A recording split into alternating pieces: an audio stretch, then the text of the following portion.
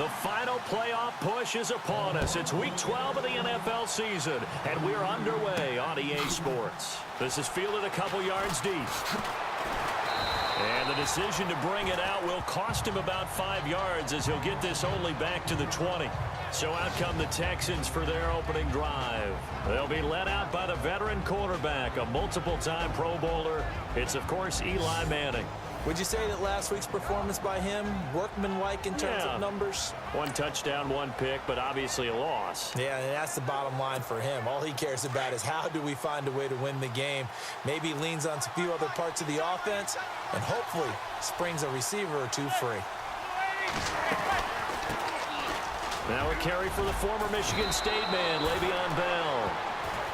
The numbers for Bell on the ground in the game last week.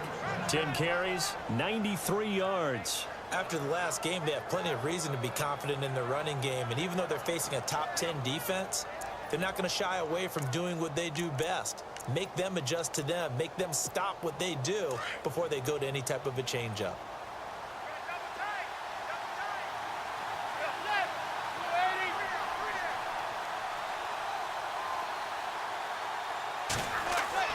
On first down, Manning. And the Raven pressure too much. Down he goes. Aldon Smith in there to get him, and that's sack number 8 for him on the year. So a look here at the key inactives, and we got this list before the game down on the field. They tell us the same thing every time, don't they? Next man up. No excuses. Be ready to play. That's the mantra of every organization. The key is having guys on the roster who are capable of filling in and playing at a high level. That's when you know you've drafted well, scouted free agents well, and stocked your team just the way you're supposed to. It's a pickup of 12, and that'll set up a third down. They've got good playmakers on the offensive side of the ball. I don't know what happened last week to really hurt their performance and hold down their production, but I would dare say that this week in practice, there's a lot of talk about how they're going to increase their proficiency. And that was a good start getting the playmakers involved. You mentioned that to me pregame. That's what they did there. Yeah, I think a lot of people think the coaching staff really gets on them, and that's how they motivate them. Most of these guys are self-motivated. They have a lot of pride in their performance. Well, they picked up a portion of it, but not all that they needed. Now that leads to a decision on 4th and 1. Let's see what they decide to do. And just a single punt for him in the loss last week as he sends this one away. So a change of possession here on the punt. And the Ravens, they'll take over. So a long field ahead for the Ravens to start things out. They'll be led out by their veteran QB, the former Delaware Blue Hen, Joe Flaco. And what a career it's been for Joe Flaco. Began his college career at Pitt before transferring to Delaware, and boys, he carried it over into the NFL. 4,300 yards passing in 2016, a career high. They look to throw on 1st and 10 with Flaco. Miller on the catch over the middle.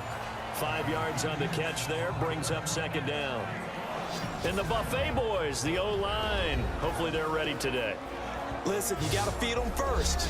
But if you do, you usually get a great product out on the field. And when they play well, the quarterback can't wait to feed them afterwards. So we've got a 2nd and 5.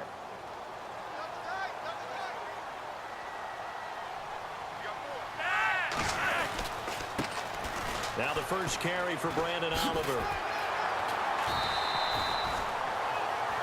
The rushing numbers last week for Oliver. 17 carries, 64 yards. And he's hoping to have the same type of game, but he's going up against the #1 defense in the league, and they're very good at fitting the run. So now you've got to think offensive strategy, maybe a little more play action, and try and find some people open downfield. And that's a nice pickup of a 1st down on that 2nd down run. And at that yardage gained, they can run that plan any down.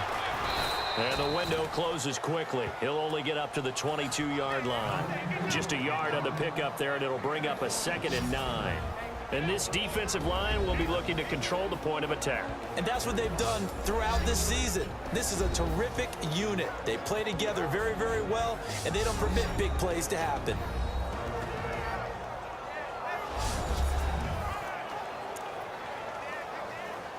So 2nd and 9, the defense looking to put them in a bad spot here.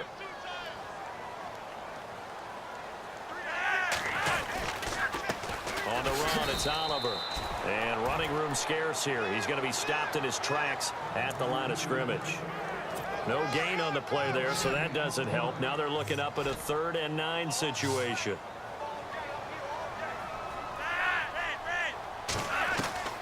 Third down. Flaco needs a decent chunk of yardage. He's got his man. It's Williams. A pickup of 24 on the 3rd down conversion. Well, from their point of view, this game could not be starting out much better, could it? Force a punt on defense, and now they're moving it crisply on offense. Second quarter now. Brandon Gaunt and Charles Davis with you. It's the Ravens who have the football, and they're on the move here. They've got it 1st and 10.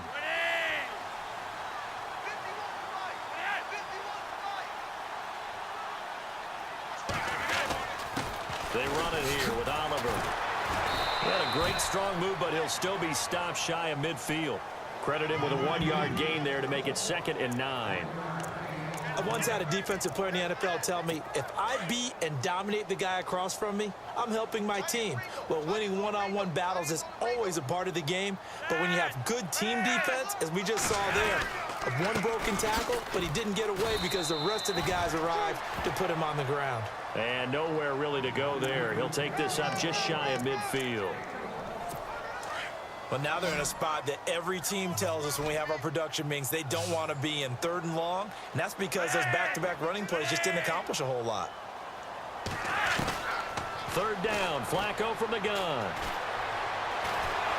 And he's going to go down. The Texans come at him and able to bring him to the ground.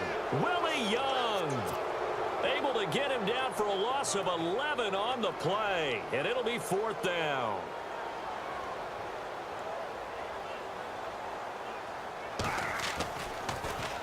Anger is on to punt, and he gets this one away. Jones on the return. 12 yards on the return that time. And the Texans will take over with a 1st and 10. Heading out is the Texans offense as they get set to take over here. And, you know, certainly a lot of football left to be played. We're not into December yet, but right now where we stand, they're first place in their division. Looking good, looking to be a threat come January. And let's think about what every team has in their goals, all right? Number 1 goal is what? Make the playoffs. Number 2 goal is win your division. Number 3 goal, and the biggest goal, I think, is to be the highest seed possible that you can be heading into the playoffs so that you can try to have as many home games as possible to try and get you to the Super Bowl. And right now fighting for every win possible to try to at least secure home field for the wild card and or divisional round.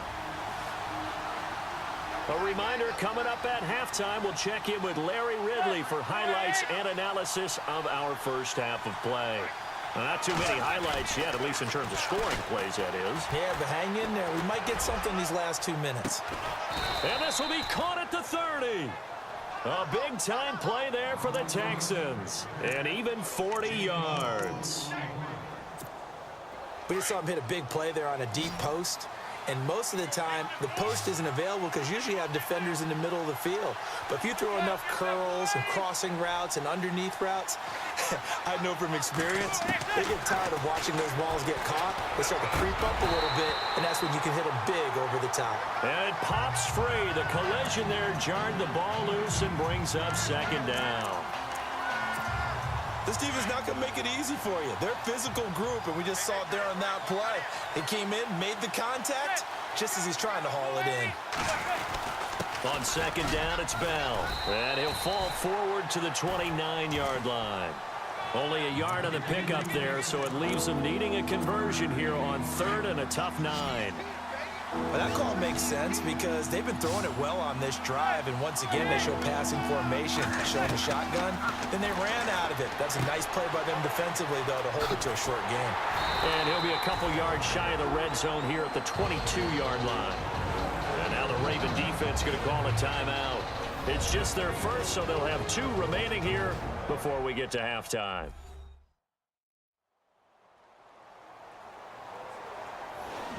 All right, so the timeout over and all 11 men back out onto the field for the defense. Now Justin Tucker's out to try the field goal. From the left hash, this from 39. You outside of the playoff picture looking in, so a lot to fight for. Yeah, and wasn't it interesting in our meeting with the coaching staff that they all made sure to let us know, we know where we are right now, but the playoffs don't start tomorrow. We still got some time, and they plan on putting it together, formulating a streak, and the whole month of December is still left to play. They think they can get in. And they made it very obvious to us that there's no playoff talk in the locker room right now. It's win this game and look to next week. Excellent focus.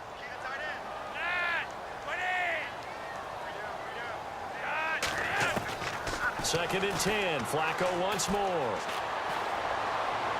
And that is, I think he caught it. He did, but they'll say out of bounds. It'll be incomplete. Holding offense.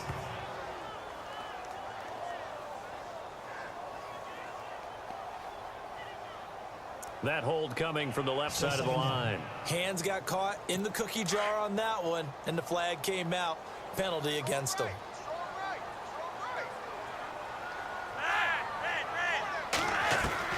Flaco here on second down. Throwing for his running back, and he's got him complete. The Ravens going to use the second of their timeouts as the clock will stop with 45 seconds to go in the first half.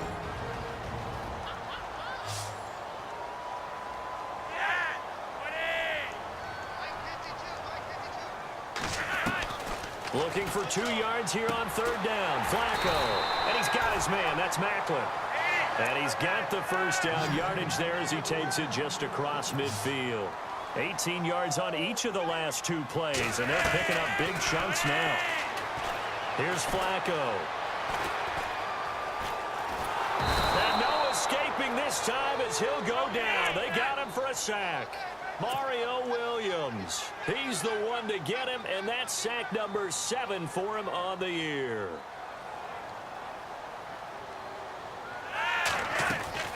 Second down, Flaco now.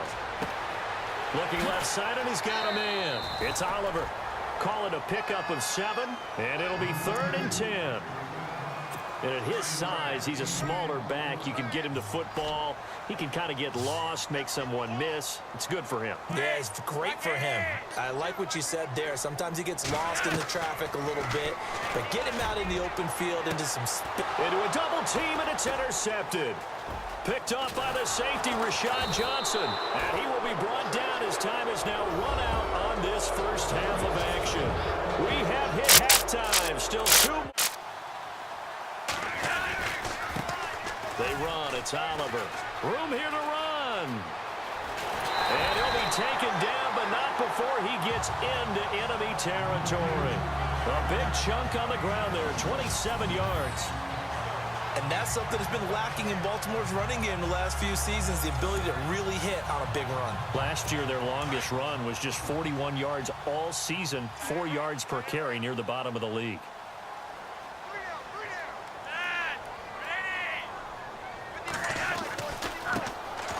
They run it here with Thompson. He doesn't find a ton of space following the display of quick feet down just inside the 45. 3 yards on the pickup there, and it'll be second down. Not much happening there on first down. I thought there might have been a hole for a split second. Yeah, but it dried up pretty quickly, didn't it? Closed fast.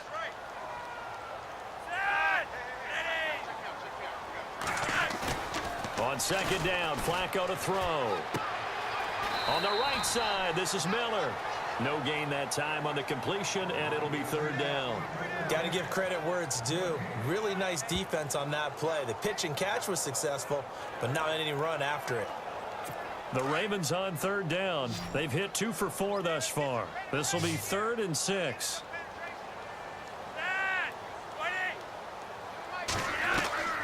Operating out of the gun, Flaco. And that is incomplete. A pretty good coverage there, and both of these defenses, they've had good coverage throughout this one. No doubt about it, and in today's NFL, where we're used to a bit more scoring, this feels almost like a well-pitched game in baseball on both sides, where the tension continues to build. Who's going to make the big play? And this won't get there, won't be on line either. It's no good, off to the right, and this score will stay right where it is. I tell you, it's not easy kicking field goals in the best of conditions. Yet in a downpour like we're in right now, It makes it that much harder, and sure enough, they can't convert here. They'll try and get the running game going with Bell. And he will not only not get the yard he needed, he goes the wrong direction. It's a loss of 2 there, bringing up 2nd down. I think it's pretty evident we can say what a difference a week makes. Last week, he ran pretty much wild, didn't he? Did pretty much what he wanted to do. But this one, they've stopped him cold. That, to me, that's good scouting and even better execution. Yeah, and they stopped him behind the line right there. They obviously watched the tape a few times and made some adjustments. And he'll lose yardage on the play back at the 45-yard line. Really good defensive effort. They were all over that little swing pass out to the right side before lost yardage. Terrific read, better execution, and done with a lot of enthusiasm, wasn't it? Absolutely. They saw it all the way, ran to the football, and caused a nice play for lost yardage. Here's Manning to throw. And this is going to be incomplete. Well, sometimes you just have to take things into your own hands, don't you? I mean, the offense is really struggling in this game. They're the ones keeping things going. They have to continue to play at that level. He gets this one away, and boy, it's another boomer. And a great job here. This is going to turn out to be a beauty. This is marked down at about the 3-yard line.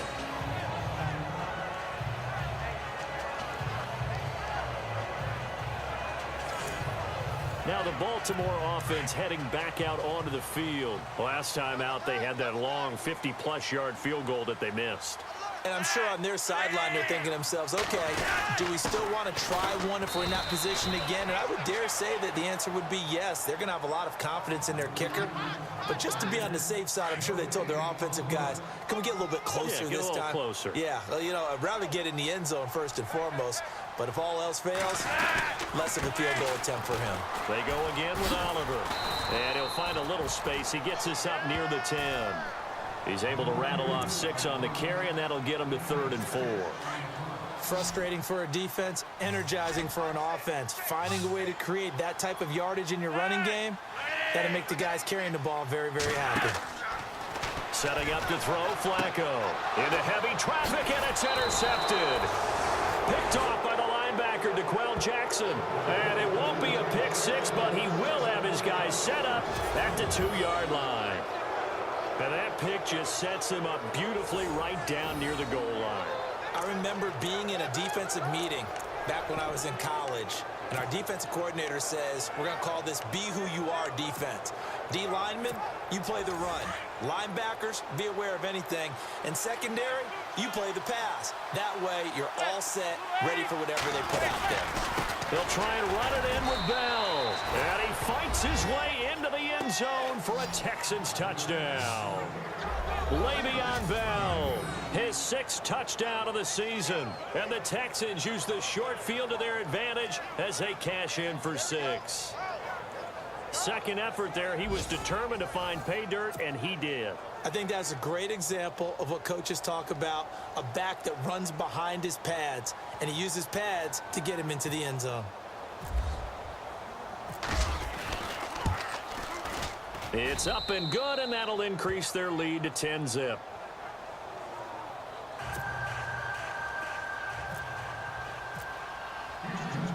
Here's Tucker now out to kick this one away. This will be fielded at the 6. And he'll take it past the 25 and up to the 28-yard line.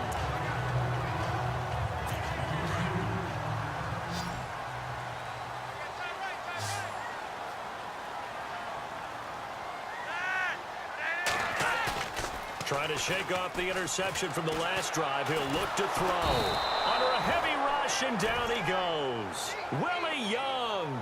Tough to handle on that blitz. He gets him for a loss of 5.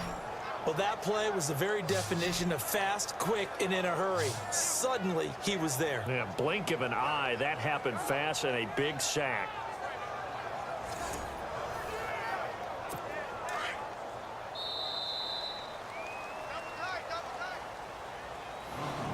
One quarter remains here as we wrap up the week on a Monday night. We'll return with more after this break.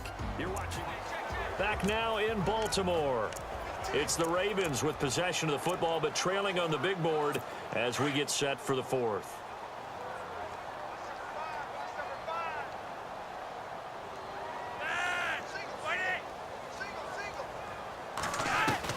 From the gun, Flaco. And his throw is incomplete.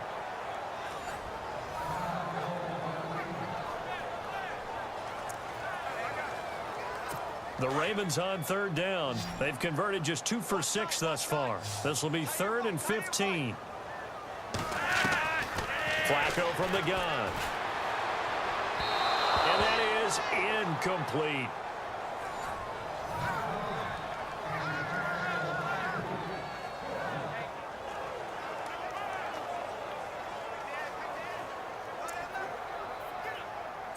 And they're indeed going to go for it here on 4th down.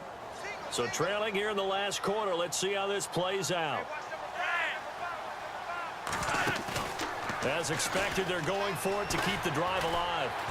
He's going to go deep for fun. He's got a man complete. And he's taken down, but not before getting this across midfield and just shy of the 40. A gain of 35 that time. And the Ravens are going to have a first down. And they pick up the first down on a 4th down play. I don't know if the defense relaxed because they thought maybe they'd stopped them on 3rd down, or if they just didn't protect the sticks very well. But, boy, that's a big-time pickup right there. And a big loss here as he's taken down. The amount of sacks that they've absorbed in this game is absolutely extraordinary. Let's just face it. This offensive line, flat out, cannot handle this pass rush. It's been demonstrated time and time again.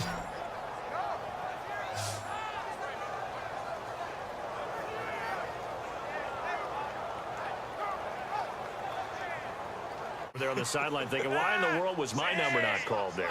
As far as he's concerned, the check will still cash, right? It is your choice not to use me in this situation. But I also look at it this way. You know, some coaches are more aggressive than others. They just want to take care of the football, have the ball on offense, and go at it that way. So a very interesting call, but he wants to take care of the ball himself. Pressure mounting, Flaco. And he'll toss this one incomplete. Seeing no options, he throws it away. I hope I don't sound too rah-rah on that one, but that's the exact right throw. Either your receiver gets it or no one gets it. Give him a lot of credit for being really precise with it. Got rid of it. No one got it. Flaco to the right side, and he's got Macklin. Complete. And down inside the 15 he goes. The Raven passing game getting in sync. Another first down. Flaco to throw. And this is caught now for a late touchdown. So hold everything here. This one's not over yet. Okay, game on. Don't go anywhere yet. You got a one-score game now. Probably going to rely on the onside kick coming up. Yeah, they have to. It's not a high percentage play, but it's better than not having a chance at all. And that's when you put your leapers and your flyers on one side, get that high hop, and hope that one of the guys can come up with it. And on the other side, get that hands team ready. No doubt about it.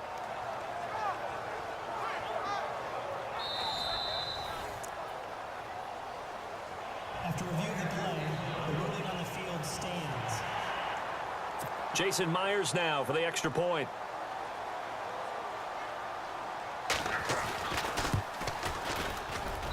And they're back within a field goal. It's 10-7 now. So there is still time, a little over 50 seconds to go, but this becomes a critical onside kick. And this will be recovered by the Texans. So victory appears to be in sight. They had to go for it with no timeouts remaining, though now this one's as good as over. They gave it an effort. They tried their best, did everything they could to try and get the ball on the onside kick. You're exactly right. They had to try it. It was their only option. And now this game is done. Just take it, kneel, and call it a day. Now a first down carry by Bell. And able to push his way forward here for a good little gain. They give him 4 yards there. It'll be 2nd and 6. Charles, why didn't they just take the knee there? You're asking the question that I'm asking as well, because we've seen a lot of football where coaches decide maybe they get a little greedy. I don't know if they're doing it for stats or for what reason. We've seen it happen in college. And how about in the NFL? The miracle of the Meadowlands. All they had to do was take a knee and the game was over. The Giants ran it one more time. Ball popped free. Philadelphia picks it up and wins the game. What year was that? 1978. I think it was in November.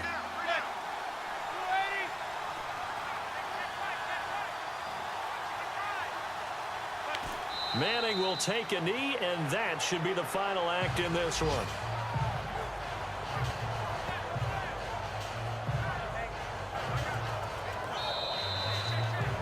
Well, Charles, the forecast called for rain throughout the entire game, and we got rain throughout the entire game. But these two teams, they had fun getting dirty out there. They love the slop.